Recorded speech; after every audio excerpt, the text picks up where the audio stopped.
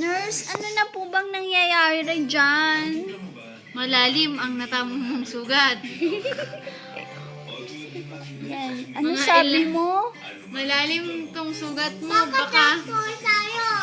Baka ano pa to. Doktor tayo? Mga ilang linggo pa to. Pakita mo yung ano. Pakita mo. Wala mo siya. O, punas mo yan. Ito. Sugat. Ah!